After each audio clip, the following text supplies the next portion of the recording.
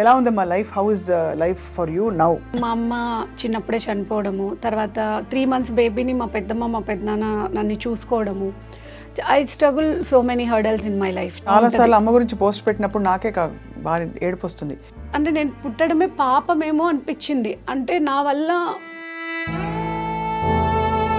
బాగా మిస్ అవుతావు అమ్మని. పాప పుట్టినప్పుడు మా అమ్మ మళ్ళీ పుట్టింది నాన్న అని కాల్ చేశాను. తను రాలేదు చూడ్డానికి. పిన్నితో ఎప్పుడు అసోసియేషన్ లేదు నీకు పెద్ద? ఈరోజు మా పిన్ని చాలా హ్యాపీగా మా డాడీతో ఉంటుంది, వాళ్ళకి 2 పిల్లలు, దాట్స్ సెటిల్డ్. కానీ నాన్న ఎప్పుడు అడ్డుపడలేదా తల్లి నిన్ను? అంటే సరిగా చూసుకోకపోవడం పిన్ని? నాన్న ఉన్నా ఒకటే, లేకపోయినా ఒకటే నా లైఫ్లో. ఎప్పుడైనా బాధ కలిగిందా? నేను పుట్టి అంటే చాలా మందికి ఇలాంటి ఒక గిల్ట్ వేధిస్తుంది, తెలుస్తుంది. మనం పుట్టంగానే అమ్మ వెళ్ళిపోయిందంటే మనం ఎక్కడో తెలియకుండా సబ్కాన్షియస్గా బాధపడతాం. అసలు నేను పుట్టకపోయి ఉంటే మా అమ్మ బ్రతికేదేమో అనిపిస్తూ ఉంటుంది. But I can feel that, అంటే తన డెస్టినీ అంతవరకే ఉంది. ఇప్పుడు అసలు కనెక్షన్ లేదా నాన్నతో? మా పెద్దమ్మ వాళ్ళు రానియరు, మా డాడీ వాళ్ళు రానియరు. నేను ఎక్కడికి పోవాలి అని చెప్పి నేను వెళ్తూనే నాకు తెలిసిన ఒక మెడికల్ షాప్కి వెళ్ళి స్లీపింగ్ టాబ్లెట్స్ తీసుకొని వెళ్ళి మొత్తం మింగేసి సూసైడ్ చేసుకున్నాం. ఈ అమ్మాయిని ఇక్కడ పెట్టుకుంటే మళ్ళీ ఏమైనా చేసుకుంటే మా మీదకి వస్తుంది, మేము పెట్టుకోమని నాకు ఎవరు అక్కర్లేదు, నేనే వెళ్ళిపోతాను అని చెప్పి.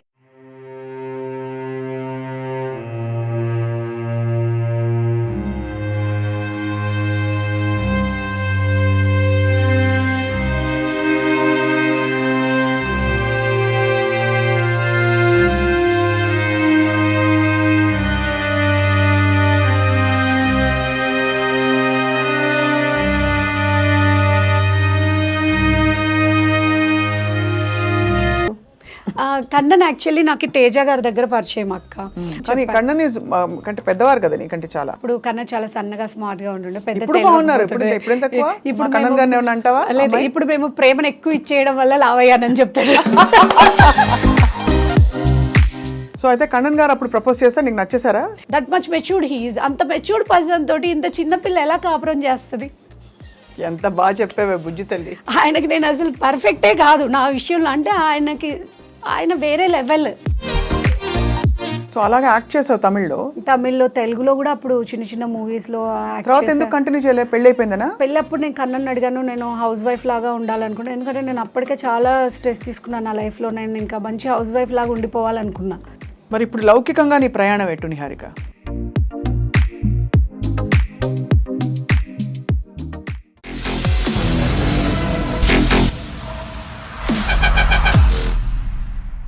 Welcome to this special candid conversation on I dream. ఇవాళ మనం అసాధారణమైన ఒక ఫాలోయింగ్ సంపాదించుకున్న అమ్మాయితో మాట్లాడబోతున్నాం.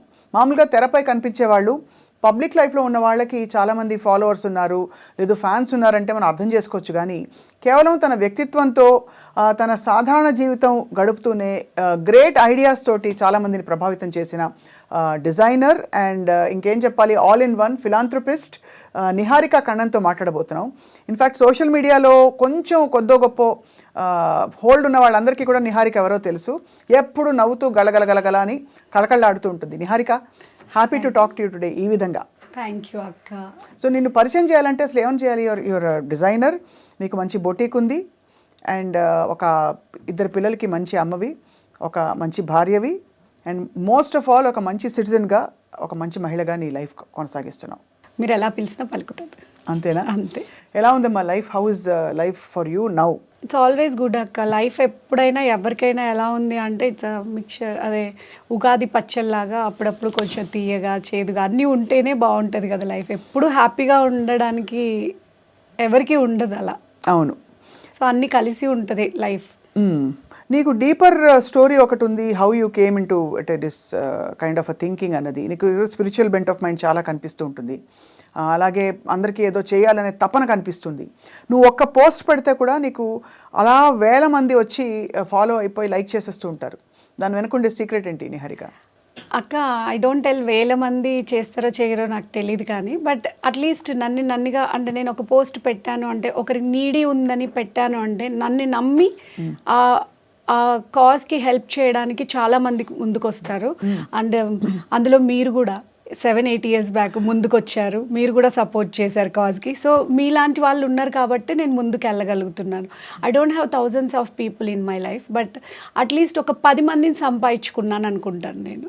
చాలామంది నిన్ను పాజిటివ్ ఒక రోల్ మోడల్గా ఐకన్గా చూస్తారు. బికాస్ నువ్వు ఎప్పుడు పాజిటివిటీనే వెదజల్లుతావు. నువ్వు ఇందాక నా ఉగాది పచ్చడిలాగా అన్నీ ఉంటాయి లైఫ్లో అని. నేను ఎక్కువ కంప్లైంట్ చేసి చూడలేదు. అంటే నీకు అసలు కష్టాలు ఎప్పుడు లేవా లైఫ్లో? అయ్యో, కష్టాలు ఎప్పుడు అదే నేను ఒక్కొక్కసారి ఎప్పుడప్పుడు పెడుతూ ఉంటాను. రోజు ఇన్ని కష్టాలు, డిఫరెంట్ కష్టాలు. ఈ రోజు ఉన్నది రేపు ఉండదు, రేపు ఉన్నది ఎల్లుండదు. చెప్పుకోవడానికి కూడా చాలా కామెడీగా ఉన్న కష్టాలు రోజు డిఫరెంట్గా ఉంటుంది. మా నాన్న ఎప్పుడు చెప్తాడు, పెద్దనాన్న, అంటే నువ్వు రోజు ఒకటే అయితే నీకు బోర్ కొట్టేస్తుంది కదా, అందుకనే దేవుడు నీకు డిఫరెంట్గా ఇస్తూ ఉంటాడు మర్చిపోకుండా ఉండడానికి అని చెప్తాడు. సో దాన్ని నేను ఎంజాయ్ చేస్తున్నాను. అంటే ఓకే, దాన్ని ఓవర్కమ్ అవ్వడం ఎలా, దానివల్ల మనకు ఒక తెలుస్తుంది ముందు ఫ్యూచర్లో ఓకే ఇలా ఉండకూడదు అని. అంత తప్ప దాన్ని ఎప్పుడు నెగిటివ్గా తీసుకోను.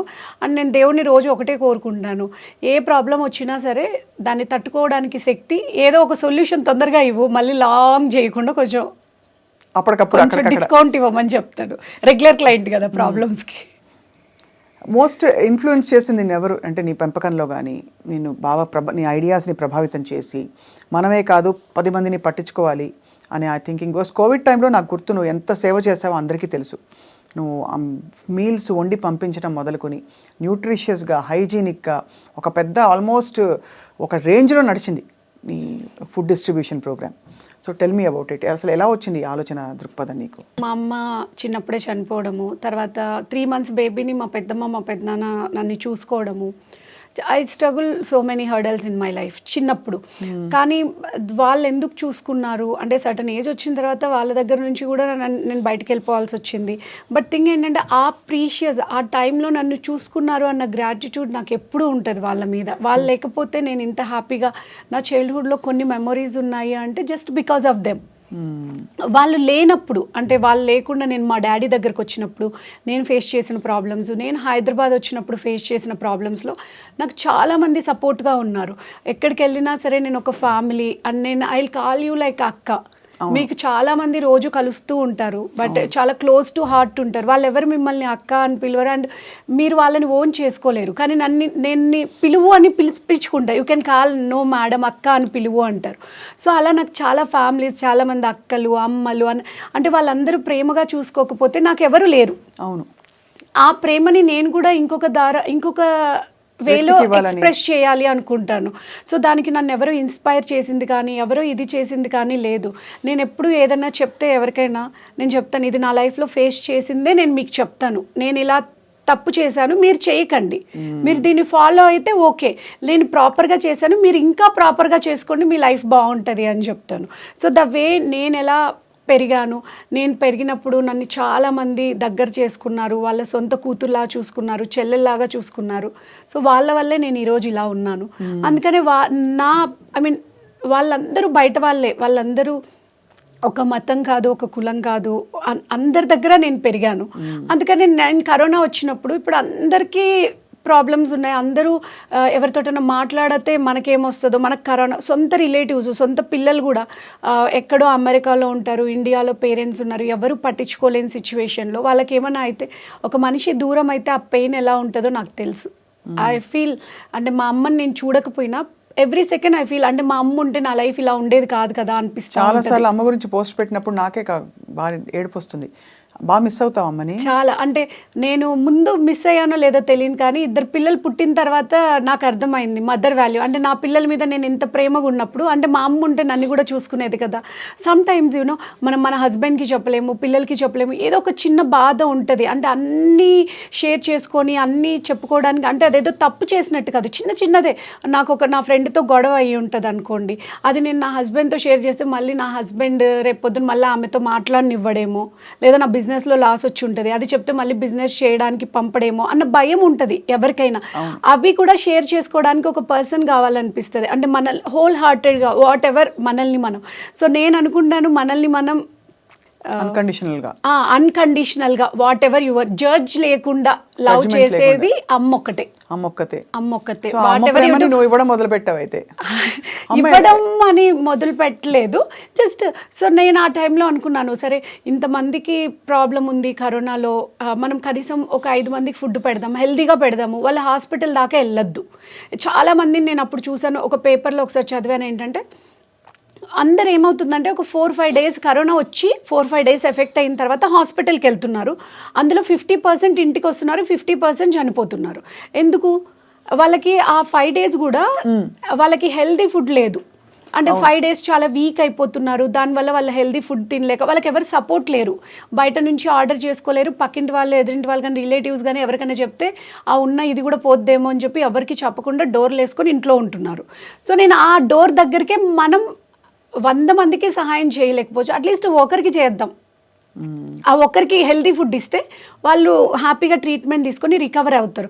ఇప్పుడు మనమే బాగున్నాం, నేను ఒక్కదాన్నే బ్రతికేస్తాను కరోనాలో, అందరూ చనిపోతే మనం బ్రతకది ఏముంటుంది? అందరూ ఉంటేనే కదా లైఫ్ అన్నది. కాబట్టి అందరినీ బ్రతికించుకునే బాధ్యత మనది అనుకున్నాను. సో అందుకే నాకు చేతనైనంత అందరికీ నేను చేయలేకపోవచ్చు. I believe only one thing, మనం 100 పీపుల్కి చేయకపోయినా మన దగ్గర ఉన్న ఒక్కరికి చేద్దాం అనుకొని స్టార్ట్ చేశాను. బట్ ఇట్స్ లైక్ ఒక యజ్ఞం లాగా అయిపోయింది. అందరూ అనుకుంటారు చాలా ప్లాన్డ్గా చేసుకున్నారు మీరు కరోనా టైంని. I never think and planned anything in my life. నేను ఫ్లోలో అలా వెళ్ళిపోతూ ఉంటాను. నాకు ఆ టైంకి ఏది అనిపిస్తే అది చేస్తాను, కానీ ప్లాన్డ్గా ఆలోచించి చేస్తుంటే ఇలా ఎందుకుంటాను అంటాను నేను ఎవరికైనా. అండ్ ఇంట్రెస్టింగ్ థింగ్ ఏంటంటే నీ బాధని దిగమింగుకొని ఇవన్నీ చేస్తున్నావు, కానీ నీకు చిన్నప్పుడు చాలా అమ్మ లేని లోటు ఫీల్ అయ్యావా నువ్వు? చాలాసార్లు ఫీల్ అయ్యాను. ఎలా అంటే ఎప్పుడు? ఎలా అంటే లైక్ నేను పెద్దమ్మ దగ్గర ఉన్నప్పుడు ఎప్పుడు మా అమ్మ లేని లోటు నాకు తెలియదు. పెద్దమ్మ is equal to my mother. Till now ఆమెనే నన్ను చూసుకుంటారు. అమ్మ అంటే బాగా చూసుకుంటారు. కానీ ఆ చిన్నప్పుడు ఏంటంటే నన్ను ఎంతసేపు అంటే పెద్దమ్మకి పిల్లలు ఉంటారు, వాళ్ళ ఫ్యామిలీ రెస్పాన్సిబిలిటీస్ ఉంటాయి కదా, మా డాడీకి దగ్గర చేద్దామని ఉంటారు వాళ్ళు. ఎప్పుడైతే నేను మా డాడీ దగ్గరికి పోయినానో అప్పుడు మా పిన్ని వల్ల నేను చాలా సఫర్ అయ్యాను. మా డాడీ అప్పుడు he never treat me like వాళ్ళ సొంత పిల్లల్ని గవర్నమెంట్ స్కూల్ ప్రైవేట్ స్కూల్లో జాయిన్ చేయడం, నన్ను గవర్నమెంట్ స్కూల్లో జాయిన్ చేయడం, ద వే అంటే ఒక చాక్లెట్ తినాలన్నా, ఒక బిస్కెట్ తినాలన్నా బీరువాలో దాచేసుకొని పెట్టుకుంటే వాళ్ళ పిల్లలకి ఇచ్చుకుంటే నాకెవరు పెట్టేవాళ్ళు లేకసి అవన్నీ చాలా చిన్న చిన్న అంటే చెప్పుకోవడానికి చాలా సిల్లీగా ఉంటాయి. బట్ వెన్ వీఆర్ కిడ్స్ అంటే మన చిన్న పిల్లలు ఉన్నప్పుడు అది నేను చాలా ఫీల్ అవుతాను. అంటే ఎవరైనా ఫీల్ అవుతారు. బట్ ఇప్పుడు తలుచుకుంటే, ఇప్పుడు నేను ఎవరినైనా చూసేటప్పుడు నా ఇంట్లో ఎవరు వచ్చినా సరే, వాళ్ళు ఎంత లేని వాళ్ళైనా ఎంత ఉన్న వాళ్ళైనా, నేను ఫేస్ చేసిన సిచ్యువేషన్స్ అట్లాంటిది వాళ్ళకి కనపడద్దు. మనం అందరినీ ఒకలాగే ట్రీట్ చేయాలి. అవును. నా ఇంట్లో ఎవరు వచ్చినా నా కూతురులానే నేను చూసుకుంటా ఉన్నన్ని రోజులు. దాని తర్వాత వేరే విషయం. బట్ డాడీ అంటే మళ్ళీ పెళ్లి చేసుకోవడం వల్లే నిన్ను పంపించేశారా పెద్దమ్మ దగ్గరికి?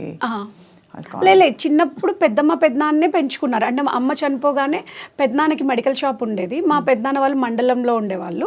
సో ఇంకా అంటే ఏమన్నా హెల్త్ ఇష్యూస్ వచ్చినా వాళ్ళు మెడికల్ షాప్ ఉంది, బస్ సర్వీస్ ఈజీ ఉంటుంది కదా అని చెప్పి అందరు కలిసి మా పెద్దమ్మకి అప్పచెప్పారు నన్ను. తర్వాత నాన్న 1 year 1.5 year తర్వాత అనుకుంటే పెళ్లి చేసేసుకున్నారు. అప్పటికే నాన్న హైదరాబాద్లో సెటిల్డ్, మా అమ్మని చేసుకోకముందే.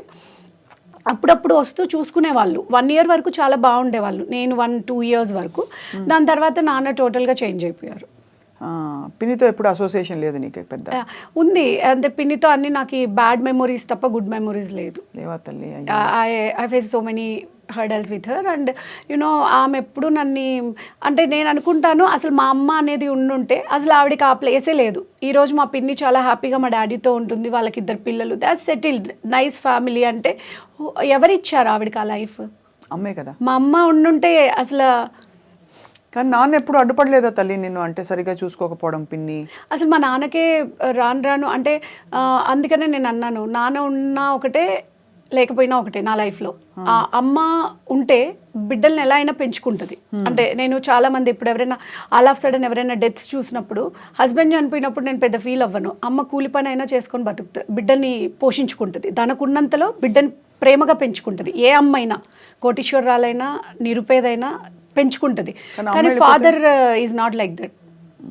అమ్మ ఎలా ఉంటుందంటే చాలామంది అంటారు వీళ్ళ హస్బెండ్ చనిపోయిండు, అది ఎవరితో అఫైర్స్ పెట్టుకుంది, అది ఎలాంటి తప్పు చేసినా సరే బిడ్డ గురించే ఫస్ట్ ఆలోచిస్తుంది 99%. అవును, కరెక్ట్. ఏం చేసినా ఫస్ట్ ఇన్సైడ్ హార్ట్ తన బిడ్డ మీదనే ఉంటుంది. కానీ ఫాదర్కి అలా ఉండదు. ఫాదర్ కొంతమంది ఫాదర్స్కి ఉంటుంది, కొంతమంది ఫాదర్స్కి ఉండదు. కరెక్ట్ తల్లి. సో మా ఫాదర్ యాక్చువల్లీ నేను నా పాప పుట్టినప్పుడు మా అమ్మ మళ్ళీ పుట్టింది నాన్న అని కాల్ చేశాను. తను రాలేదు చూడ్డానికి. ఇంకా అమ్మ పిన్ని ఎన్ని రోజులు అడ్డుకుంటుంది? తనకి రావాలని మనసు ఉంటే రావచ్చు కదా. He change totally. ఇప్పుడు అసలు కనెక్షన్ లేదా నాన్నతో? అంటే మేము ఆ తర్వాత ఒక 2-3 సార్లు లైక్ ఎవరిదో అంటే మాకు దగ్గర రిలేటివ్స్ కదా డాడీ వాళ్ళు, మేము ఆల్మోస్ట్ అంటే వాళ్ళ మదర్ అండ్ మా పెద్దమ్మ ఇంకో పెద్దమ్మ వాళ్ళిద్దరు కజిన్స్ అన్నట్టు, ఓన్ సిస్టర్స్. సో కలుస్తూ ఉంటాము. అంటే ఎప్పుడు కలవడం అంటే ఆయన ఎప్పుడు రారు, మా పిన్ని ఎవరిలో కలవదు మా రిలేటివ్స్లో. కానీ మధ్యలో ఎప్పుడైనా మా డాడీ వచ్చినప్పుడు అంటే ఎవరైనా చనిపోయినప్పుడు నేను వెళ్ళినప్పుడు ఆయన అప్పుడే వెళ్ళడము, లేకపోతే నేను వెళ్ళడము. అంటే వీ కాంట్ సీ, అంటే ఎదురు పడలేదు కానీ మీ నాన్న వచ్చాడు అని నాకు ఎవరైనా చెప్తే తెలుస్తుంది. సో అయితే చాలా కష్టం, ఎందుకంటే అమ్మ లేదు, అమ్మ వెళ్ళిపోయింది, నాన్న ఉన్నా కూడా పట్టించుకోలేదు. దాదాపు ఎంత పెదనాన్న పెదమ్మ బాగా చూసుకున్నా కూడా. కాకపోతే now I can feel that మా పెద్దనాన్న అంటే ఇప్పుడు మా పెద్దనాన్నకి నాకు ఏం రిలేషన్ లేదు. అంటే పెద్దనాన్న ఈజ్ లైక్ మా పెద్దమ్మ వాళ్ళ హస్బెండ్, అంటే ఇట్స్ లాంగ్ రిలేషన్. కానీ మా పెద్దనాన్న ఆల్వేస్ ఫీల్ హర్ లైక్ వాళ్ళ పిల్లల కంటే నన్ను ఎక్కువ చూసుకుంటారు. మా అక్క ఎంత బాగుండాలని కోరుకుంటాడో నన్ను ఇంకా బాగుండాలని కోరుకుంటాడు. ఎందుకంటే నేను చాలా టెన్షన్స్ పడుతుంటాను, అటు తిరుగుతాను. మా అక్క గవర్నమెంట్ జాబ్, మా అక్క సెక్యూర్గా ఉంటుంది, నేనే సెక్యూర్ లేకపోతే అన్ని ఖర్చు పెట్టేస్తే రేపు పొద్దున్న నేను ఎలా బతుకుతాను. అంటే వాళ్ళకంటే అంటే వాళ్ళు చాలా ఏజ్డ్, మా అమ్మ అందరికంటే చిన్నది, పెద్దమ్మ అందరికంటే పెద్దది. బట్ స్టిల్ మా నాన్న నన్ను మా పెద్దమ్మ కంటే ఎక్కువ ప్రేమగా చూసుకుంటాడు. చాలా గొప్ప విషయం అది. సో అది నేను లైఫ్లో చాలా హ్యాపీగా ఫీల్ అవుతాను. నాకు మా నాన్న ఒక్కరు లేకపోయి ఉండొచ్చు లైఫ్లో, బట్ నాకు చాలా దగ్గర నుంచి నేను ఆ ప్రేమని వెతుక్కుంటున్నాను, తీసుకుంటున్నాను. ఇప్పుడు నువ్వు ఒక్కదానివే ఉన్నావా తల్లి నిహారి అమ్మకి?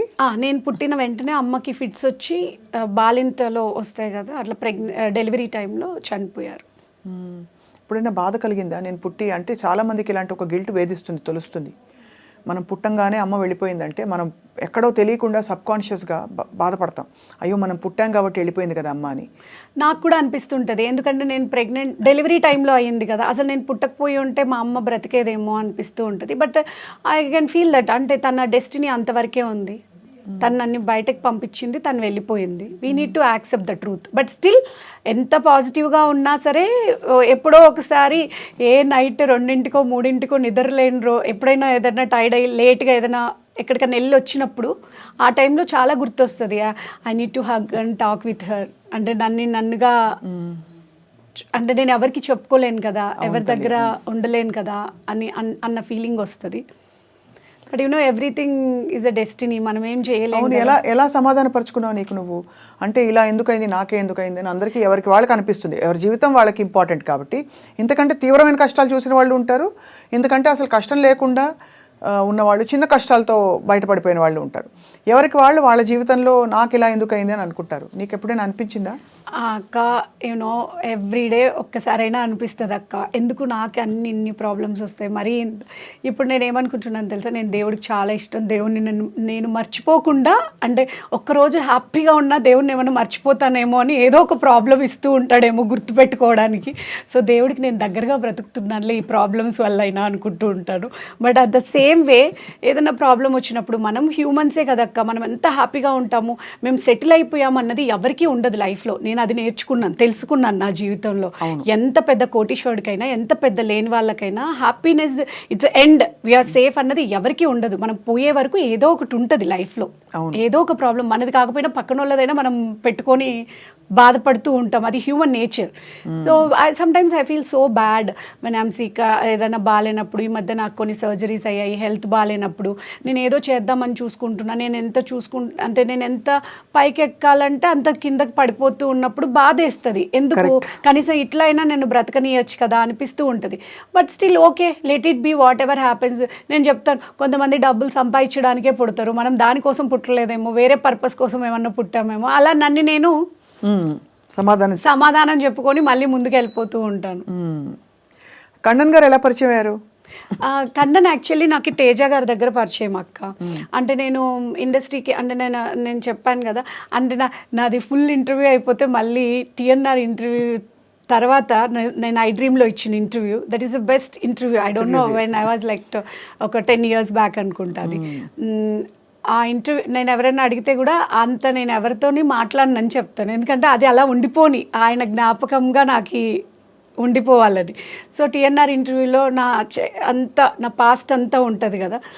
అంటే నేను హైదరాబాద్ వచ్చిన తర్వాత నేను యాంకర్గా ట్రై చేశాను, రియల్ ఎస్టేట్ జాబ్ చేశాను, వర్క్ చేశాను, అండ్ ఆర్టిస్ట్గా ట్రై చేస్తున్నప్పుడు చూస్తే చిన్న పిల్లలా ఉన్నావు, అసలు ఏమన్నా అర్థమవుతుందా ఎవరికైనా చూస్తే?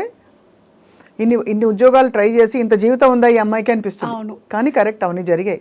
అది నీ మనసు వల్ల నీ చిన్నపిల్లతనం వాళ్ళ మొహంలో కనిపించిపోతూ ఉంటుంది. అందరూ అంటారు నువ్వు నిజంగా ఇన్ని చేసావా ఇలా చేసావా అని అడుగుతూ ఉంటారు. But I'm saying you look so young. అంటే కాకపోతే నాకు ఒక ప్లస్ పాయింట్ ఏంటి తెలుసా అక్క, నా లైఫ్ లో ప్రతి స్టెప్ లో నన్ను చూసిన వాళ్ళు ఇంకా నాతో ఉన్నారు కదా, అదే వాళ్ళకి అర్థమవుతుంది, వాళ్ళకి అర్థమవుతూ ఉంటది కదా. అంటే మనం అందరం ఏజ్ అవుతుంది ఈ అమ్మాయికి ఎందుకు అవ్వట్లేదని మాత్రం వస్తుంది క్వశ్చన్. అలా అంటే I started my career very early అక్క. Now I'm 34. నేను ఎప్పుడు ఇండస్ట్రీకి వచ్చాను 17 years old లో వచ్చాను. సో నా లైఫ్ అంతా ఇట్లనే పెరుగుతూ పోయింది. వెంటనే పిల్లలు లైఫ్ అలా నేను ఆర్టిస్ట్గా చేసేటప్పుడు ప్రతి చోట ఆఫీస్కి వెళ్తూ ఉండేదాన్ని. జూబ్లీహిల్స్ చెక్ పోస్ట్లో తేజ గారు ఆఫీస్ ఉండేది. తేజ గారు నాకు అప్పటికే పరిచయం అయ్యారు. సో నేను బ్రేక్ లాగా అది ఎక్కడికన్నా వెళ్ళాలి రావాలి అంటే మధ్యలో అక్కడ కూర్చునేదాన్ని కాసేపు. అందరూ సార్ ఉన్నారా, మీరు అసిస్టెంట్ డైరెక్టరా, ఇలా అడుగుతూ ఉండేవాళ్ళు. తర్వాత అక్కడ చాలా పెద్ద పెద్ద ఆర్టిస్టులు కూడా వచ్చేవాళ్ళు. వాళ్ళందరూ నన్ను చాలా రెస్పెక్టబుల్గా సార్ ఉంటే చెప్పరా మేడం అంటే నార్మల్గా అప్పటికి హీరోయిన్స్ అంటే డైరెక్టర్ కదా తను, చాలా మంది వస్తూ ఉంటే నేను చెప్పేదాన్ని వెయిట్ చేయండి నేను చెప్తాను సార్కి అని చెప్పేదాన్ని. అదేదో నాకు నేను 10 మంది చుట్టూ ఆఫీసుల చుట్టూ తిరిగి ఫోటోలు తీసుకునే బదులు అదే అసిస్టెంట్ డైరెక్టర్ అయితే కొంచెం మంచిగా అంటే కొంచెం అందరు కూడా నన్ను అడుగుతున్నారు కదా, ఇదేదో బాగుంది కొంచెం ప్రొఫెషనల్గా ఉంది అని చెప్పి నేను ఒకరోజు తేజ గారిని అడిగాను, సార్ నేను మీ దగ్గర అసిస్టెంట్ డైరెక్టర్గా జాయిన్ అవుతాను, ఏమన్నా షూటింగ్స్ ఉన్నప్పుడు మధ్యలో వెళ్తాను కానీ ఇది ప్రొఫెషన్గా తీసుకోవాలనుకుంటున్నాను నేను అని చెప్పి. He said okay. సో అలా నేను తేజ గారి దగ్గర జాయిన్ అయ్యాను. తేజ గారి దగ్గర జాయిన్ అయింది కూడా జూలై అలా జాయిన్ అయినట్టున్నాను. లోపు నాకు అక్టోబర్లో అలా కన్నన్ ప్రపోజ్ చేశారు, నేను నిన్ను పెళ్లి చేసుకోవాలనుకుంటే. అప్పుడు కన్నన్ కూడా నన్ను 2 times చూశారు. కన్నన్కి ఏమీ తెలియదు నా గురించి కూడా. నేను తేజ గారిని అడిగి చెప్తాను, ఆయన ఒప్పుకుంటే ఓకే అని చెప్పి. కన్నన్ అంటే పెద్దవారు కదా నీకంటే చాలా. నాకంటే అంటే అప్పుడు కన్నన్కి నాకు ఆల్మోస్ట్ ఒక 15-16 years ఏజ్ డిఫరెన్స్ ఉంటుంది. బట్ యూనో అప్పుడు కన్నా చాలా సన్నగా స్మార్ట్ గా ఉంటుండే, పెద్ద ఇప్పుడు మేము ప్రేమను ఎక్కువ ఇచ్చేయడం వల్ల లావయ్యానని చెప్తాడు. 16 ఏళ్ళు గ్యాప్ ఆల్మోస్ట్ ఐ థింక్ నేను 34 అక్క, కన్నన్ అబౌట్ 49. సో అయితే కన్నన్ గారు అప్పుడు ప్రపోజ్ చేస్తే నీకు నచ్చేసారా? కన్నన్కి అప్పుడు వచ్చి రాని తెలుగు తమిళ్. అప్పటికే నేను నా ఫస్ట్ మూవీ తమిళ్ మూవీ చేశాను, పత్తి అండ్ రత్తుకుల్ల మూవీ డైరెక్టర్, దానికి కెమెరామ్యాన్ అట్టనాయగన్ అని చెప్పి ఒక మూవీ చేశాను. ఆహుతి ప్రసాద్ గారి డాటర్ క్యారెక్టర్ నా ఫస్ట్ మూవీ. అయితే తమిళ్ వాళ్ళు ఎంత ప్రేమగా చూసుకునే వాళ్ళు తెలుసా లొకేషన్లో, అంటే నా మీద ఇట్లా చీమ కూడా వాళ్ళకుండా చూసే, నేను అందరు ఇట్లనే ఉంటారులే అని నేను పెళ్లి చేసుకుంటే తమిళ్ వాళ్ళనే చేసుకోవాలి అన్న ఫీలింగ్ స్ట్రాంగ్గా ఉండింది. వాళ్ళ ప్రేమ అంటే నా ఫస్ట్ లాక్టోపై చాక్లెట్, ట్రాపికానా జ్యూస్, ఆ తర్వాత కొన్ని బ్రాండెడ్ డ్రెస్సెస్, బ్రాండ్ అన్నీ నాకు వాళ్ళు కొన్నవే. నేను ఒక ఆర్టిస్ట్, నాకు వాళ్ళు అవన్నీ చేయాల్సిన దే ఫీల్ లైక్. ఇప్పటికీ మా డైరెక్టర్ వాళ్ళ కూతురు పెళ్ళి మొన్న అయితే ఫస్ట్ నాకే ఇన్విటేషన్ పంపించారు, నువ్వు మా పెద్ద కూతురువి అని చెప్పి. ద కెమెరామ్యాన్ మళ్ళీ డైరెక్ట్ చేసిన తర్వాత కూడా they always touch with me. ఆ ఫస్ట్ ఎవరైతే టీం ఉన్నారో ఆ టీం, విజయ్ మెల్టన్ గారు పత్తి అండ్ రత్తుకుల్ల మూవీ షూట్ చేసినప్పుడు కూడా పిల్లలిద్దరు పుట్టాక షూట్ నేపాల్లో ఉన్నప్పుడు మీరిద్దరు హనీమూన్కి రండి, ఒక క్యారెక్టర్ ఉంది నీకోసము అని చెప్పి కాల్ చేశారు. So the way bonding relation అట్లా మాది కంటిన్యూ అవుతూ ఉంది. అందుకే నేను ఏమన్నా తమిళ వాళ్ళని పెళ్లి చేసుకుంటే బాగుంటుంది కదా అని చెప్పి వెంటనే అనుకోకుండా అక్కడ పైన దేవుడు విని కన్నన్ గారిని పంపించారు. నేను కన్నన్ని అప్పుడప్పుడు చాలా తిట్టుకుంటూ ఉంటాను, అబ్బా అస్సలు నాకు సినిమాలు తప్ప ఏముండదు, పిల్లలు ఉండదు అని చాలా మంది చెప్పారు. పెళ్ళప్పుడు కూడా అఘోరాన్ని పెళ్లి చేసుకుంటున్నావు జాగ్రత్త, అతనికి he use to be like పెద్ద ఇక్కడ దాకా జుట్టు వేసుకొని ఇన్ని కడియాలు పెట్టుకొని మెడలో ఇన్ని రుద్రాక్షలు పెట్టుకొని ఇంత గడ్డం ఉండే.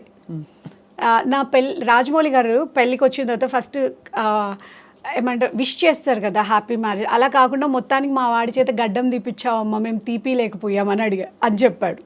అంటే అంత ఒక పెక్యులర్ పర్సనాలిటీని పెళ్లి చేసుకున్నావు, నువ్వు ఎలా బ్రతుకుతావో అనుకున్నారు అందరూ. ఐ ఫీల్ నేను తేజ గారు చెప్పారు చేసుకోమని చెప్పి, తేజ గారు ఏం చెప్తే అది విన్నా. ఇప్పుడు ఏదన్నా ఎలా ఉన్నావంటే మీరు ఇచ్చిన జీవితమే కదా అలానే ఉంది అంటాడు. నేను ఆయనకి ఏమన్నా అర్థం అని right. So I blindly believe him. Teja గారు ఏం చెప్తే అది వినేదాన్ని.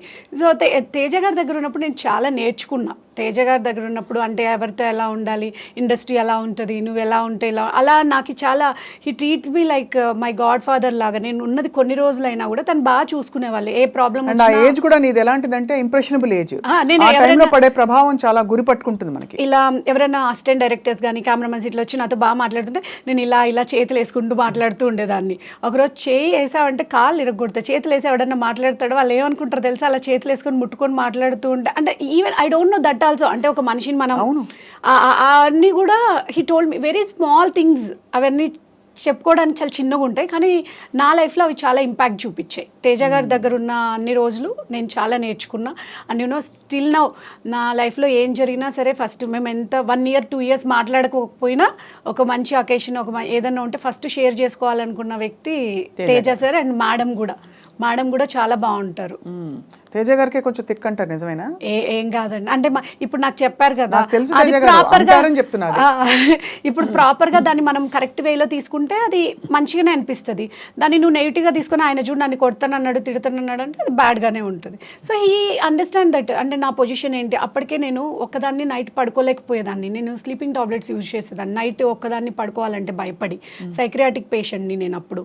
ఆ టైంలో నేను ఓనర్ ఎలాంటి ప్రాబ్లం వచ్చింది నీకు? అంటే నాకు నైట్ పడుకోవాలంటే భయం, ఎవరో ఒకరు పక్కన ఉండాలి.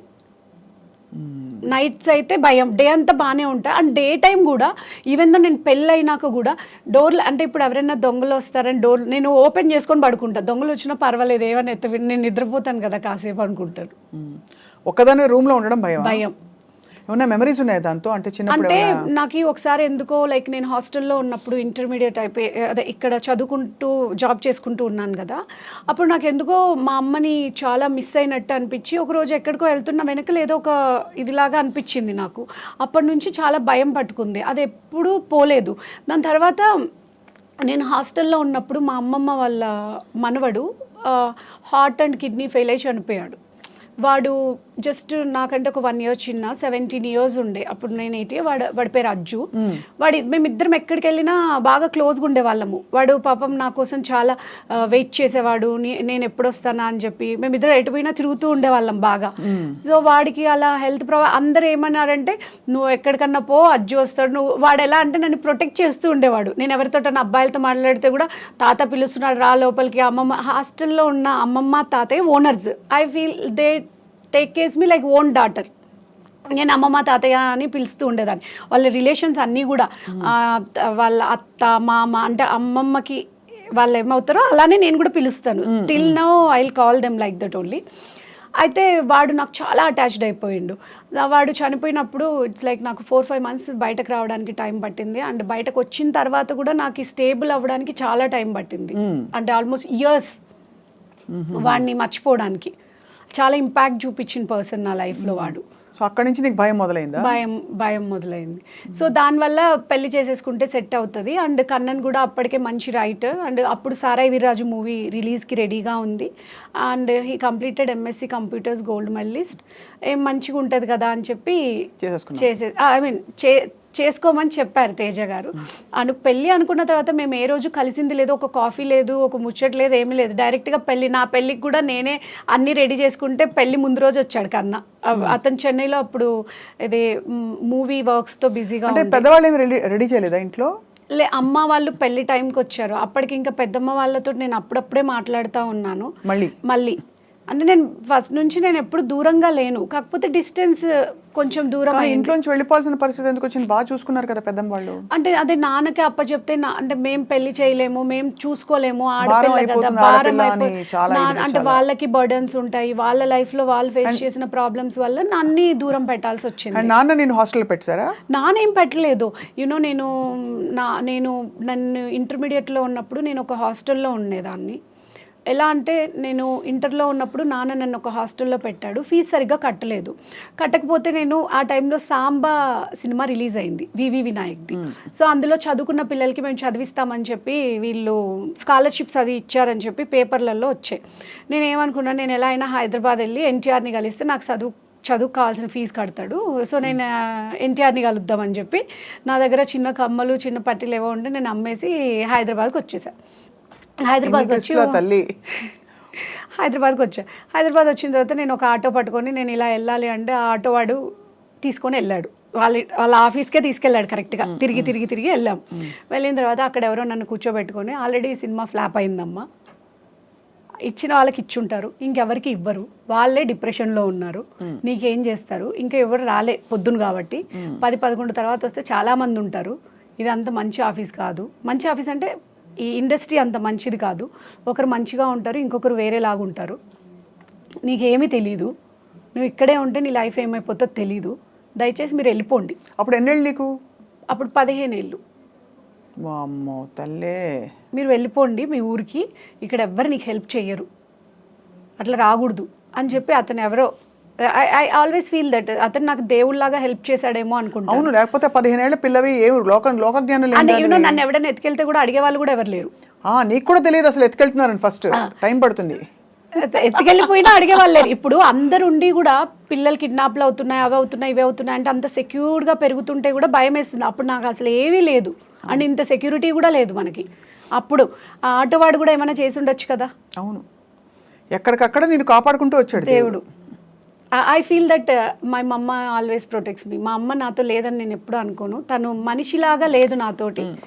నా బ్రీత్, ఎవ్రీ సెకండ్ బ్రీత్ ఆమె గిఫ్ట్. ఆమె ఆ బ్రీత్లో ఉందనే అనుకుంటాను. ప్రతి శ్వాసలో తను నాతో ఉంటుంది అనుకుంటాను.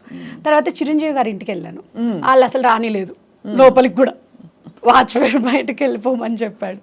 నేను ఐ వెంట్ టు ఇది కాదు, ఇక చంద్రబాబు నాయుడు దగ్గరికి వెళ్తాను, ఆయన అయితే చేస్తాడు ఖచ్చితంగా అని చెప్పి ఆయన దగ్గరికి వెళ్ళాను. ఆయన దగ్గరికి వెళ్తే వాళ్ళు చెప్పారు, ఇక్కడ ఈ ఆఫీస్లో ఎవరిని లోపలికి అలో చేయరమ్మా, ఇది ఇల్లు, మీరు ఆఫీస్కి వెళ్ళి కలవాలి, ఇక్కడ ఎవరిని కలవరు, అంటే ప్రోటోకాల్ ఉండాలి, ఇంపార్టెంట్ పీపుల్నే కలుస్తారు, ఇక్కడ గేట్లో చెప్తేనే మీరు అక్కడ దాకా వెళ్తారు అని చెప్పి.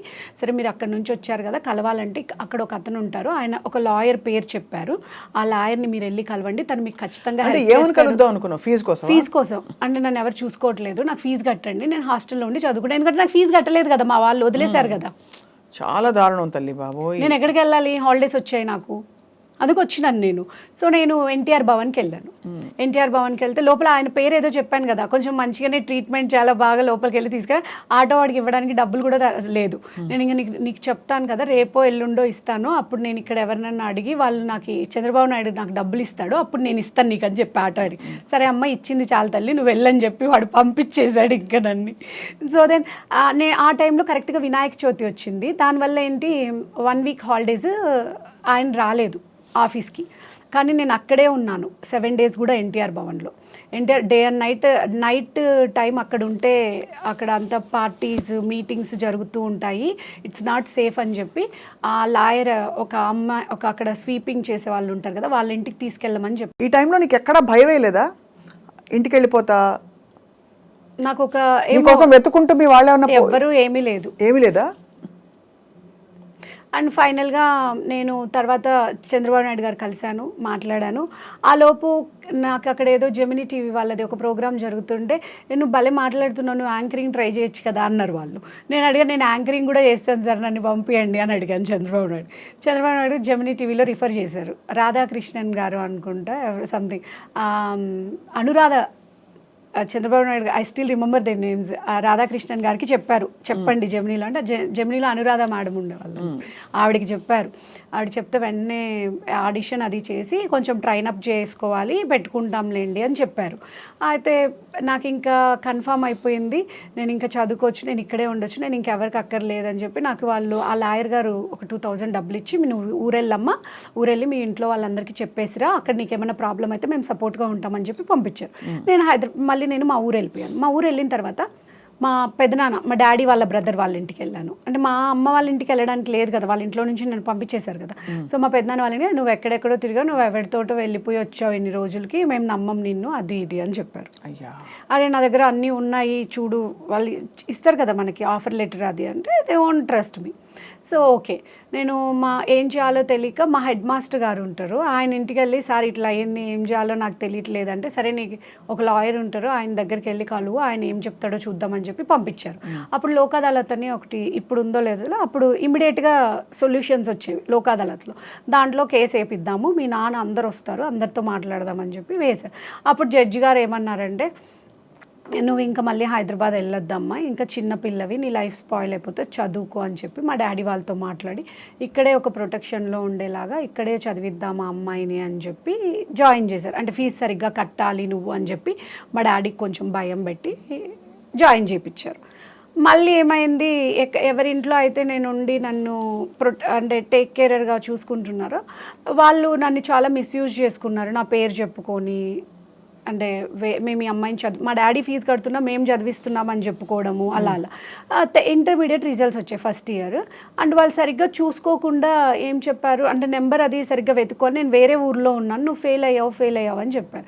అప్పటికి నాకు అన్నిట్లో 100/100 మార్క్స్ వచ్చాయి. మార్క్స్ తక్కువ వచ్చినా పర్వాలేదు కానీ ఫెయిల్ అయినా అవుతాను అని ఒకసారి కూడా ఆలోచించలేదు. నిజంగానే నువ్వు ఫెయిల్ అయ్యావు, నిజంగానే అరే నెంబర్ సరిగ్గా చూడండి అంటే కూడా దే వోంట్ ఈవెన్ లిజన్. నువ్వు ఫెయిల్ అయ్యావు, నువ్వు వేస్ట్, ఇంకా నువ్వు మా ఇంట్లో ఉండాల్సిన అవసరం లేదు, నువ్వు వెళ్ళిపో, నిన్నేం మేము ప్రొటెక్ట్ చెయ్యము, నువ్వు మీ డాడీ దగ్గర మీ పెద్దమ్మ వాళ్ళ ఇంటికన్నా వెళ్ళిపో అన్నారు.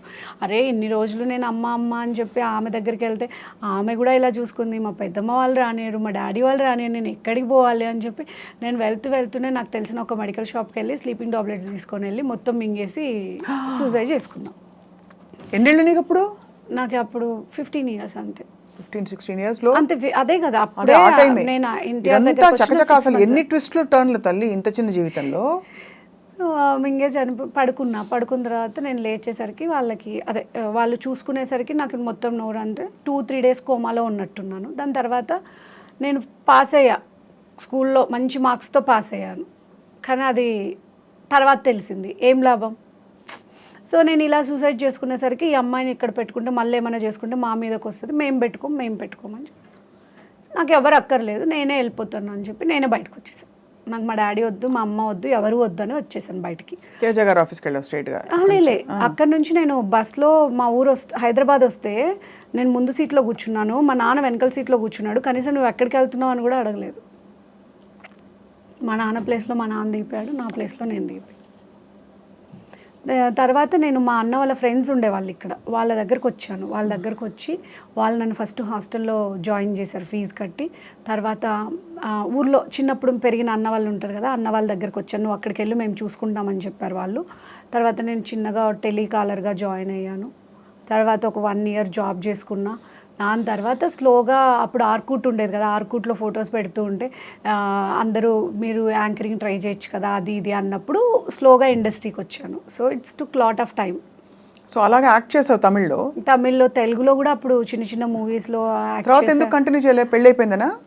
పెళ్ళి అయిపోయిన తర్వాత పెళ్ళప్పుడు నేను కన్నని అడిగాను, నేను హౌస్ వైఫ్ లాగా ఉండాలనుకున్నాను. ఎందుకంటే నేను అప్పటికే చాలా స్ట్రెస్ తీసుకున్నాను నా లైఫ్లో, నేను ఇంకా మంచి హౌస్ వైఫ్ లాగా ఉండిపోవాలనుకున్నా.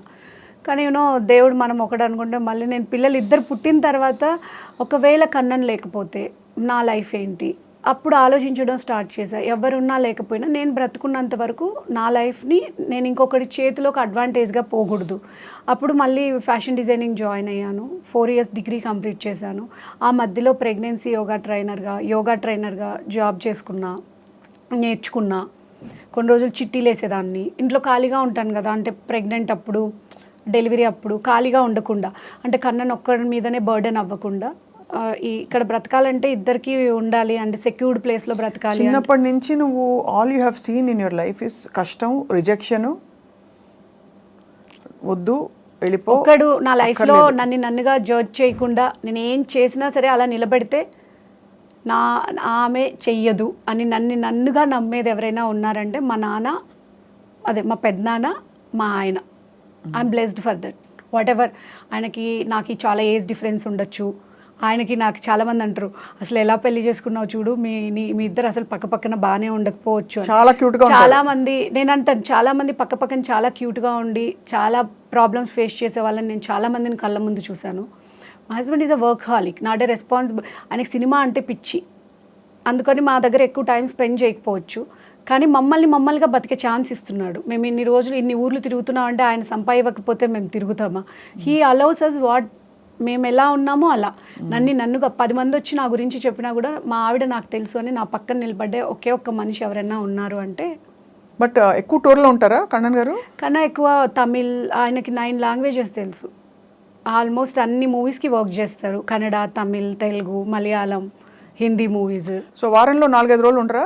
వారంలో అంటే నెలలో 20 రోజులు బయట ఉంటే 10 days ఇంట్లో ఉంటారు. ఇంకా 10 days ఇంట్లో ఉన్నప్పుడు ఇక్కడ వర్క్స్ ఉంటాయి కదా, ఇక్కడ మూవీ కమిట్మెంట్స్. నీకు పిల్లలకి టైం ఇస్తారు కదా? మాకి పిల్లలకి టైం అంటే ఇదే, మేము మధ్య మధ్యలో ఫోన్లు మాట్లాడుకోవడం, ఇంట్లో ఉన్నప్పుడు చూసుకోవడం, ఎలా ఉన్నా అంతే. అంతకు మించి we don't get much time. ఇంట్లో ఫైనాన్షియల్ కంట్రోల్ ఎవరిది? అన్నీ నావే. అన్నీ నువ్వే కదా? ఉన్నా అడగడానికి ఉండదు. లేకపోతే మా ఆయన ఒక 10 లక్షలు ఇచ్చినా ఒకటే, ఒక 10 నెలలు ₹1 ఇవ్వకపోయినా అడగడానికి ఉండదు, ఇచ్చేది నాకే. కాబట్టి నువ్వు అర్థం చేసుకుని సర్దుకుపోవాలి అంతే. అది అప్పుడు బాధేస్తుంది. అండ్ ఒకటి గ్రహించేసావు, నేను ఎంత మంచి వాళ్ళైనా సరే ఎవరి మీద మనం డిపెండ్ అవ్వకూడదని డిసైడ్ అయిపోయి. అందుకనే నాది నేను చూసుకోవాలి. అంటే వాట్ ఎవర్ మనం నీట్గా, నేను ఒకటి ఫీల్ అవుతాను, నేను ఇన్ని పనులు చేసావా, ఇన్ని జాబులు చేసావా, అవును నేను ఊడవమంటే కూడా నీట్గా ఊడ్చుకొని, నేను ఇప్పుడు చెప్తాను, నేను ఎవరింటికన్నా టేక్ కేర్గా పిల్లల్ని చూసుకోవడానికి వెళ్ళినా నన్ను మంచిగా పెట్టుకుంటారు, 3 పూట్ల అన్నం పెట్టి నాకు 10,000 జీతం ఇస్తారని చెప్తాను. I feel proud on that. ఎందుకంటే నేను నిజాయితీగా పని చేస్తాను, నీతిగా పని చేస్తాను. ఆ పని చేయడంలో మనం ఏ పనైనా చేయొచ్చు. అవును, మనమేమి దొంగతనం చేయట్లేదు, తప్పు పని చేయట్లేదు, 10 మందిలో తప్పు అనే పని చేయట్లేదు. నీతిగా బతకడానికి ఏముంది చెప్పండి? So what ever work it will come, I will do that. నేను నా పిల్లలకి కూడా అదే చెప్తాను, వేరే వాళ్ళు పేరు పెట్టద్దు. నువ్వు స్వీపింగ్ చేసినా సరే ఇంకొకరు వచ్చి సరిగ్గా ఊడవలేదని నిన్ను అనకూడదు. ఆ పనిలో 100% నువ్వు ఉండాలి. అవును, నేను ఏది చేసినా 100% న్యాయంగా చేయాలనుకుంటా. దాని తర్వాత పిల్లలు పుట్టిన తర్వాత రెస్పాన్సిబిలిటీస్, ఇల్లు చూసుకోవడము. కన్నడ్ డెలివరీస్ అప్పుడు కూడా తను తమిళ్ మూవీస్ చేసేవాడు, సూర్య మాస్ మూవీ, ఆ మూవీస్లో బిజీగా ఉన్నాడు. నేను ఒక్కదాన్నే హాస్పిటల్స్కి వెళ్ళడము, రాత్రి పగలు. అందరూ అనుకుంటారు ఇప్పుడు తెలుసా, అబ్బా ఏడు అసలు ఎక్కితే ఫ్లైట్ దిగితే ఎంత బాధరుతుంది. మేము ఫేస్ చేసినవి ఎవరికి తెలియదు. ఒక్కదాన్ని ప్రెగ్నెంట్ 9 నెలలు కడుపుతో ఉన్నప్పుడు 8 నెలలుగా ఆటోలో వెళ్తే తన్వీర హాస్పిటల్లో దే నోస్ ఎవ్రీవన్. ఆ హాస్పిటల్లో డాక్టర్ నిహారిక వచ్చిందంటే ఇప్పటికి కూడా డాక్టర్ మాతా మ్యామ్ పరిగెత్తుకుంటూ కిందకు వస్తుంది. midnight 12 o'clock 1 o'clockకి కూడా పైనే వాళ్ళ ఇల్లు ఉంటుంది. ఆ అమ్మాయిని కంట్రోల్ చేయడం ఎవరి వల్ల కాదు. ఆమె వచ్చి ఇలా నన్ను ముట్టుకుంటే కూడా ఐ రిలాక్స్డ్. ఎందుకంటే ఐఎమ్ జస్ట్ 19 yearsకి ప్రెగ్నెంట్. నాకేం తెలియదు, చిన్న బాధ వచ్చినా సరే ఏడ్చేసేదాన్ని. నేను ఫస్ట్ టైం నాకు ఈ ప్రెగ్నెన్సీ కన్ఫర్మ్ అవ్వగానే బ్లీడింగ్ వచ్చింది. వస్తే ఇక నాకు ఇంకా అయిపోయింది. నేను అరే పిచ్చి, నీకు ఇంకా చాలా టైం ఉంది. లేదు ఇది నా ఫస్ట్ బేబీ, నాకు కావాలి. Then they give some oil injections అవి ఇవి ఇచ్చి ప్రెగ్నెన్సీ స్టేబుల్ అవ్వడానికి. అలా 9th month వరకు కూడా నేను ఒక్కదాన్నే హాస్పిటల్కి కొన్ని 100 సార్లు వెళ్ళుంటా 19 ఏళ్ల వయసులో. కానీ నువ్వు చూసిన దుర్భర జీవితానికి అట్లీస్ట్ నీకు ఒక గూడు, ఒక మనిషి దొరికాడని ఒక రిలీఫ్ ఉంటుంది నీకు.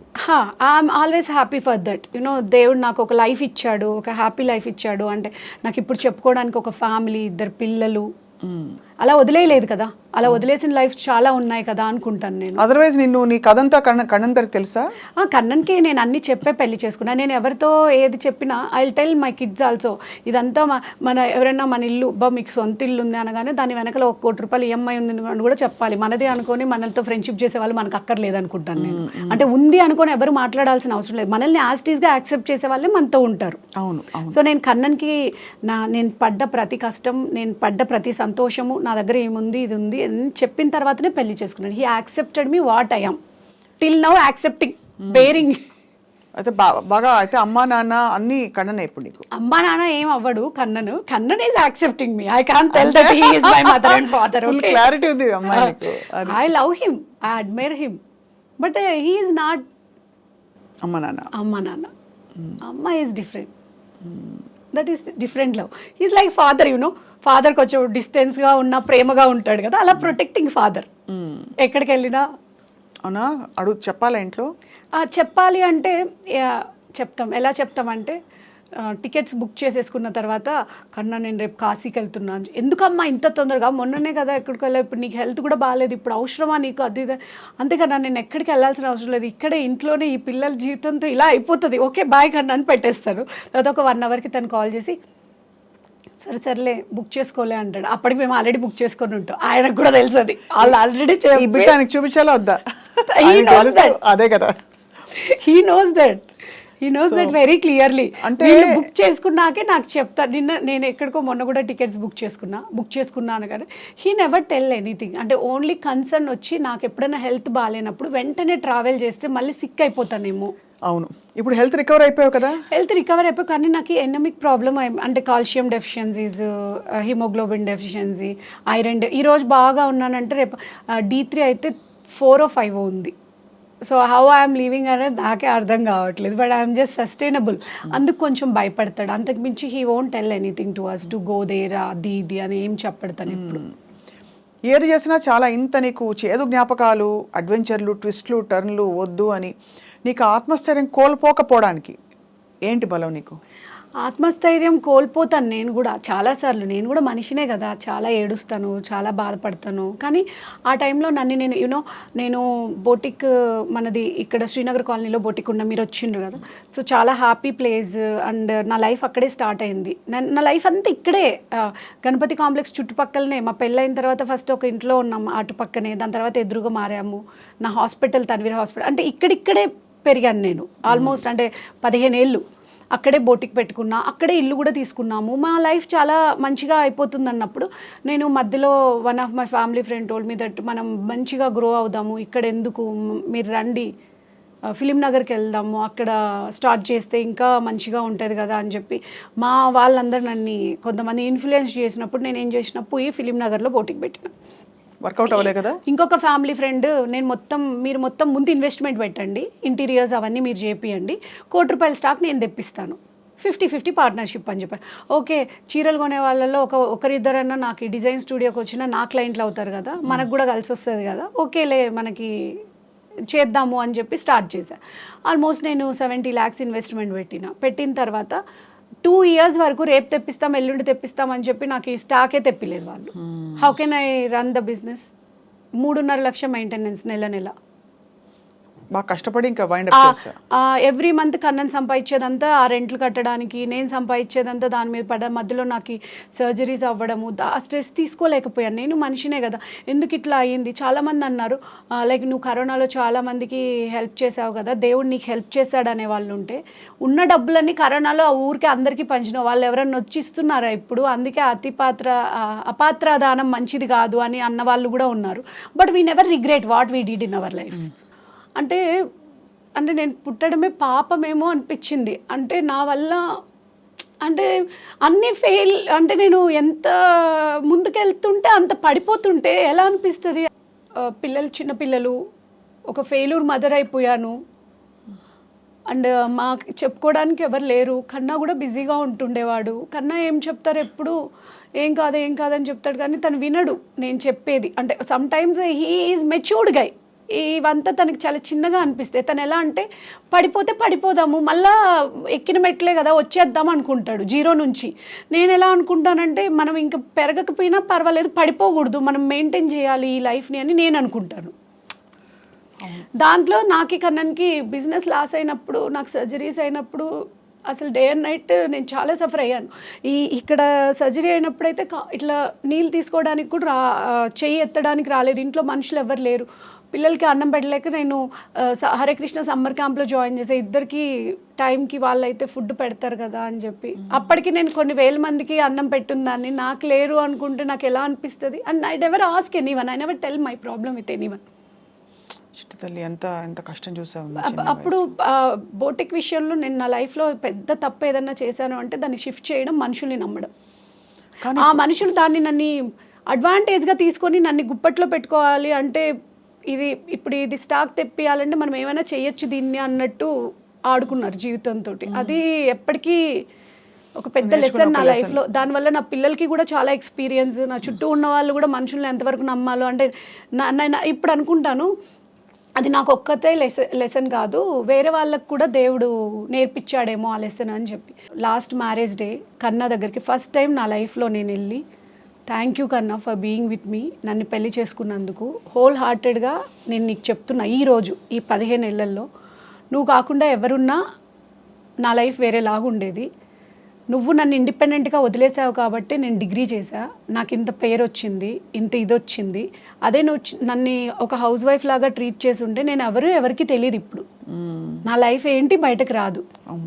నువ్వు నన్ను వదిలేసావు, ఒక చెట్టు బతికితే బతుకుద్ది, పోతే పోద్ది, ఎండకి వానకి వదిలేసావు, నన్ను నిలబెట్టావు. నువ్వు ఉన్నా లేకపోయినా నన్ను బ్రతికేలాగా నిలబెట్టావు. కొన్నిసార్లు కొంతమంది వ్యక్తులు మన లైఫ్లో మన స్ట్రాంగ్ చేయడానికి కూడా వస్తారు. అండ్ అలాగే ఆ స్ట్రాంగ్ చేస్తూ కూడా నీకు ఇవ్వాల్సిన ప్రొటెక్షన్ ఇచ్చారు, నీకు ఇవ్వాల్సిన ఒక కన్నా లేకపోతే ఫైనాన్షియల్గా నాకు ఎవరు సపోర్ట్ ఉండదు కదా, అంటే అంత సపోర్ట్ ఉండదు కదా. Is there with me each and అంటే తను ప్రజెన్స్ నా దగ్గర లేకపోయి ఉండొచ్చు, బట్ ఎక్కడున్నా సరే కేరింగ్ కానీ, టైంకి తిన్నారా, ఉన్నారా, ఎక్కడికి వెళ్తున్నా, he'll take care that all those things all the time. ఇప్పుడు నువ్వు ఇంత ఇండస్ట్రీ కాంటాక్ట్స్ ఉన్నాయి కదా నీకు, మరి ఇంతమంది తెలుసు కదా, ఎప్పుడు నీ కెరియర్ని అడ్వాన్స్ చేసుకోవడానికి నువ్వు మామూలుగా వెళ్ళి సినిమాల్లో చేయడానికి? నేను యాక్చువల్లీ తర్వాత డిజైనింగ్ చేసుకున్నప్పుడు నాకు వద్దనుకున్నాను. నేను డిజైనింగ్ చేసేటప్పుడు 2-3 సినిమాలు చేశాను. At the end of the day ఒకరోజు నేను ఎందుకో నడుచుకుంటూ వెళ్తుంటే నేను ఏం చేస్తున్నాను నా లైఫ్లో అనిపించింది. అంటే సినిమాలు చేస్తే రాత్రి 10-11 అవుతుంది, పొద్దున్న నుంచి ఉండాలి. మా ఆయన వెళ్ళిపోతే పిల్లల్ని ఎవరు చూసుకుంటారు? నేను ఎక్కడో వదిలేసి చూసుకుంటే ఇది కాదు పద్ధతి. నా పిల్లలు కూడా నాలాగే అవుతారు. డబ్బులు ఇంపార్టెంట్ కాదు, నా పిల్లలు ఇంపార్టెంట్. నాకు ఒకరు క్విట్ చేయాలి, ఒకరు ఉండాలి అని నేనే క్విట్ చేయాలి. నాకు ఇండస్ట్రీ వద్దు, నేను పిల్లలు, నా బోటికి నేను హ్యాపీగా ఉంటుండే. సో ఆ టైంలో నేను యాత్ర వైఎస్ఆర్ బయోపిక్ మూవీలో ఒకసారి మా అక్క కొడుకు షూటింగ్ చూద్దాం, నాకు ఈ వాడికి వైఎస్ఆర్ అంటే చాలా ఇష్టం, వెళ్దామంటే ఇక్కడే మహి గారు మూవీ విలేజ్లో వినాయకుడు మూవీకి నేను ఆడిషన్కి వెళ్ళాను అప్పట్లో. సో మళ్ళీ మహి గారు నాకు టచ్లో ఉన్నాను, నేను వెళ్తే షూటింగ్లో అక్కడ ఒక కో డైరెక్టర్ అండ్ ప్రవల్లిక అని ఒక అమ్మాయి అసిస్టెంట్ డైరెక్టర్ చూసి ఒక క్యారెక్టర్ ఉంది చేస్తావా, ఒక డాక్టర్ క్యారెక్టర్ అని చెప్పారు. నేను ఊరికే చూడ్డానికి వెళ్తే క్యారెక్టర్ ఇచ్చారు. సో ఆ క్యారెక్టర్ నాకు చాలా గుర్తింపు వచ్చింది. దాని తర్వాత నేను మళ్ళీ కంటిన్యూ చేద్దాం అనుకున్నాను. లైక్ 4-5 సినిమాలు చేశాను, కానీ కోవిడ్ అప్పుడు మళ్ళీ బ్రేక్ వచ్చింది. ఇప్పుడు మళ్ళీ నిహారిక ఇస్ బ్యాక్ అనుకోవచ్చు ఆన్ స్క్రీన్? అంటే నేను అనుకుంటే సరిపోదు కదా, ఇండస్ట్రీ వాళ్ళు పిలవాలి కదా. నో, బట్ క్యారెక్టర్ ఆర్టిస్ట్ కి ఇప్పుడు మంచి స్కోప్ ఉంటుంది. వెబ్ సిరీస్లు వస్తున్నాయి, ఓటీటీలు వస్తున్నాయి. అందులో నువ్వు నీలో మోస్ట్ ఇంపార్టెంట్ థింగ్, నువ్వు ఫ్లెక్సిబుల్, నీకు గలగలా మాట్లాడడం వచ్చు, యు ఆర్ కాన్ఫిడెంట్, చక్కగా అంటే కళకళలాడుతూ ఉంటావు. ఇన్ని ప్రాబ్లమ్స్ ఉన్నాయి నీకు అంటే ఎవరికి దిమ్మ తిరిగి మైండ్ బ్లాక్ అయిపోయింది అరగంట మాట్లాడడమే. అంటే ఇన్ని ట్విస్ట్ అండ్ టర్న్స్ ఏంటి అసలు ఒక మనిషి జీవితంలో ఇంత చిన్నప్పుడు? అది కూడా అంతా చూసేసా ఒక నిహారిక లైఫ్లో అంతా చూసేసి అదే నేను అంతా చూసిన తర్వాత నేను మీకు మధ్యలో ఆపేసా. బోటిక్ పెట్టిన తర్వాత నేను 1-2 ఇయర్స్ లాస్ అయిపోయాను. నేను ఏం చేయాలో తెలియదు కదా, ఇంత ప్రాబ్లమ్స్లో ఉన్నప్పుడు. కన్నన్ తిరువన్నామలై పుట్టి పెరిగింది, కానీ కన్నన్కి నాకు అసలు అటాచ్మెంటే, అంటే ఆ ఊరికి మాకి అంత అటాచ్మెంటే లేదు. కన్నన్ వాళ్ళ ఫాదర్ లేరు, వాళ్ళ మదర్ని నేను చెన్నైలో కలుస్తా, లేదా వాళ్ళ మదర్ నా డెలివరీస్ అప్పుడు కానీ ఇంట్లో ఫంక్షన్ ఉన్నప్పుడు కానీ తను వచ్చి వెళ్ళడం తప్ప మేము ఎక్కువ రిలేషన్ లేదు, అంటే ఆ ఊరికి మాకు. నేను మధ్యలో ఒక 2-3 టైమ్స్ వెళ్ళొచ్చాను, కానీ ఎప్పుడు గిరి ప్రదక్షిణ చేయాలి ఇదంతా కూడా నాకు తెలీదు. కానీ 2009 ఆగస్ట్లో మా పెద్దనాన్నగారు కాల్ చేసి ఇట్లా గిరి ప్రదక్షిణ చేస్తే బాగుంటుంది. ఇంకో పెద్దనాన్న తిరుపతిలో, I have very views family, you know, ఏ ఊర్లోకి వెళ్తే ఆ ఊర్లో ఒక పెద్దమ్మ, పెదనాన్న, అన్న, వదిన అలా. సో ఇట్లా చెప్తే నేను అప్పుడు నేను వెళ్ళలేకపోయాను ఎందుకో. కరెక్ట్గా అదే 2009 నవంబర్లో తిరువన్నామలై పర్సన్ తోటి నాకు పెళ్ళయింది, but don't know about the గిరి ప్రదక్షిణ అండాలి. మా ఫ్రెండ్ ఎస్పీగా అక్కడ 2 years వర్క్ చేశాడు. వర్క్ చేసినప్పుడు తను ఎవ్రీ టైం చెప్పేవాడు, ప్లీజ్ నిహారిక రా తిరువన్నామలై, నీకు దేవుడు అంటే ఇష్టం కదా, గిరి ప్రదక్షిణ రా, నేను కానిస్టేబుల్ని పంపిస్తాను, నువ్వు చక్కగా చేయొచ్చు. అది ఎప్పుడు పోలే. తను ట్రాన్స్ఫర్ అయ్యి వెళ్ళిపోయిన తర్వాత నేను తిరువన్నామలై వెళ్ళాలని వెళ్తే గిరి ప్రదక్షిణ చేశాను ఒకసారి. అది సంథింగ్, నేను భగవాన్ రమణ మహర్షి ఆశ్రమంలోకి వెళ్ళినప్పుడు ఐ ఫీల్ దట్ నేను ఇన్ని రోజులు వెతుకుతున్నది ఈయన కోసమే ఏమో, ఈయననే నాకు కావాలి. అప్పటికి నాకు ఆయన గురించి తెలుసు, కానీ నేను ఎప్పుడు ఆశ్రమంకి వెళ్ళడం కానీ ఇదంతా చేయలేదు.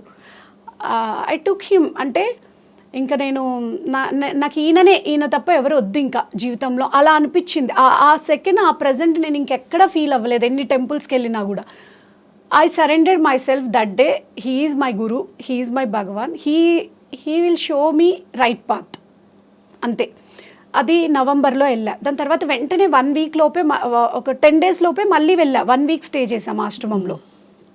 జనవరిలో నేను మళ్ళీ తిరుపతి వెళ్ళాను. తిరుపతి నుంచి రమణాశ్రమంకి వెళ్ళాను.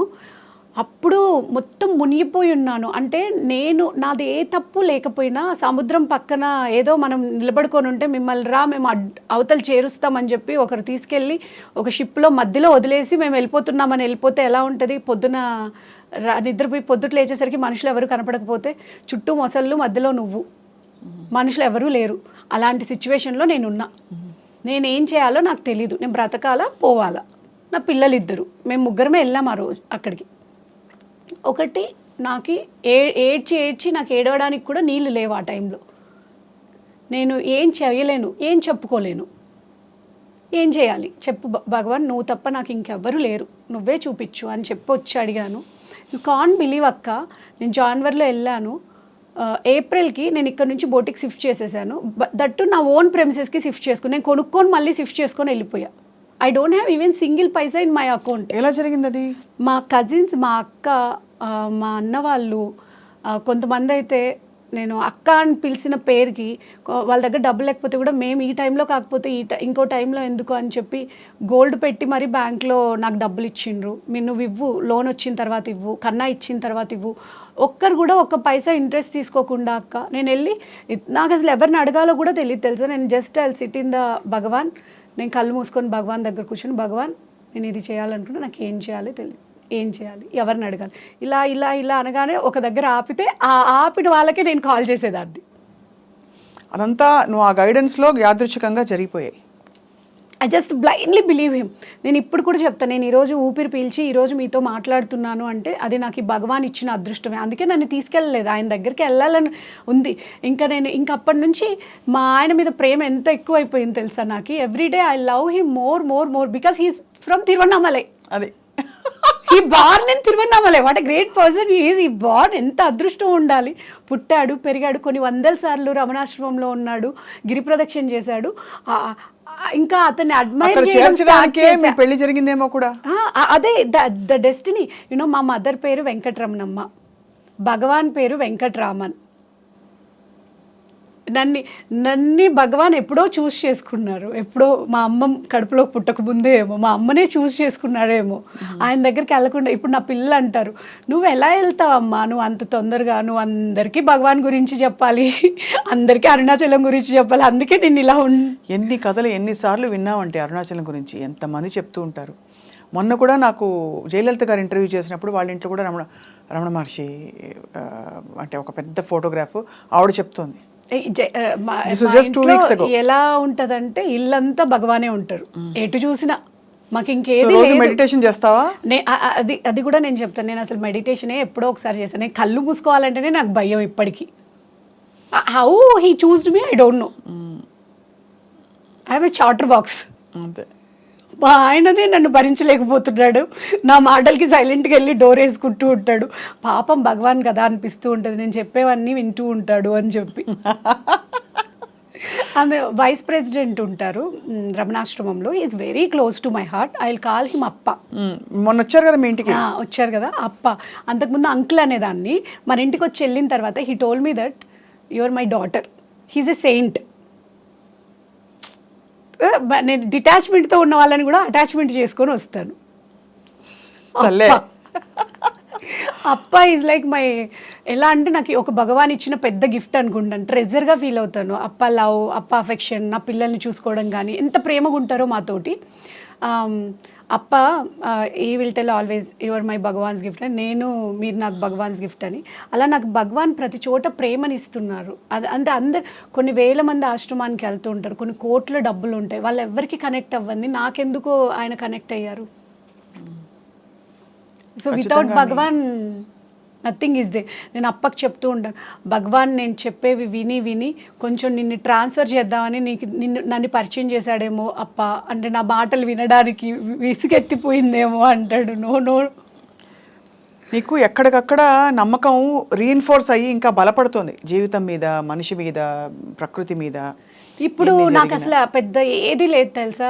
నాకు ఇంతకు ముందు ఉన్న లైఫ్కి ఇప్పుడు నేను ఎలా అయినా, అంటే కన్నని ఎలా చెప్పేవాడు అంటే జీరో నుంచి పోదాంలే, మళ్ళీ పోదాం ఏముంది, ఇప్పుడైతే రెడీగా ఉన్నా, ఏం ప్రాబ్లం వచ్చినా సరే అన్నీ అమ్మేసుకొని అరుణాచలం వెళ్ళిపోదాంలే, హ్యాపీగా ఉండొచ్చు అంటాడు. అంతే కదా. మా ఊరికి మేము వెళ్ళిపోయామని చెప్పుకోవచ్చు కదా కావాలంటే. బాధ్యతల్ని మించి ఏముంటుంది. పిల్లలు పెద్దవాళ్ళు ఏమీ లేకుండా నీ లైఫ్ వెతుక్కున్నావు, మరి నీ పొట్టన పుట్టిన పిల్లలు అంతకంటే వాళ్ళు అసలు వాళ్ళ గురించి ఆలోచించాల్సిన అవసరం. They are so matured. Why? Because నన్ను చూసి చూసి చూసి, నా చుట్టూ మనుషుల్ని చూసి, చుట్టూ ఇది చూసి వాళ్ళు బ్రతకడం దేవుడు నా త్రూ నేర్పించేశాడేమో వాళ్ళకి అనిపిస్తుంది. మరి ఇప్పుడు లౌకికంగా నీ ప్రయాణం ఎట్టు నిహారిక? ఇన్ని జరిగాయి లైఫ్లో, ఇంత రిఫ్లెక్షన్లోకి వచ్చేసావు. నథింగ్ అక్క, nothing is in our hands. నా లైఫ్లో నేను తెలుసుకుంది అదొక్కటే. ఇప్పటికైతే ఈ సెకండ్ నేను ఫీల్ అవుతాను, ఈ సెకండ్ కాదు, నేను బ్రతికినన్ని రోజులు నాకు భగవాన్ ఇచ్చిన గిఫ్ట్. ఆ రోజు నాకు ఆయన దారి చూపకపోతే నేను లేను. నేను ఈరోజు బ్రతికిన రోజులు బ్రతుకున్నానంటే ఆయన దగ్గర ఉంటే చాలు. నాకు ఇంకెవ్వరూ అక్కర్లేదు అనుకుంటాను. ఎవ్వరు ఏ రిలేషన్ కూడా వద్దనుకుంటా. ఆయన కావాలా, నువ్వు ఎవరు కావాలి అంటే నాకు ఆయనే కావాలని. నేను మొన్న ఎప్పుడో కన్నన్కి చెప్పాను, కన్నా నువ్వు ఇలా ఉంటే చాలా కష్టం, నువ్వు ఏజ్ అయిపోతుంది నీకు, నువ్వు చాలా చాదస్తం చేస్తున్నావు, నిన్ను ఎవరు చూసుకోరు ఇలా ఉన్నావంటే, నేను ఉన్నప్పుడే నువ్వు వెళ్ళిపోతే బెటర్, నేను తప్ప నిన్ను ఎవరు భరించలేరు అని చెప్పాను. అయ్యో డోంట్ వర్రీ అమ్మా, ఐ విల్ టేక్ కేర్ అని చెప్పాడు. నేను పోతే ఏం చేస్తావు నువ్వు అని అడిగా. హీ ఇమ్మీడియట్లీ ఆన్సర్డ్, నువ్వు పోతే నేనేం చేయనమ్మా, ఆశ్రమంలో ఉండిపోతాను, రమణాశ్రమంలో అన్నాడు. అక్కడేం చేస్తావు, నేను పోయిన తర్వాత అక్కడెవరు చూసుకుంటారంటే అక్కడే నీ సోల్ తిరుగుతూ ఉంటుంది కదా. అన్నారా?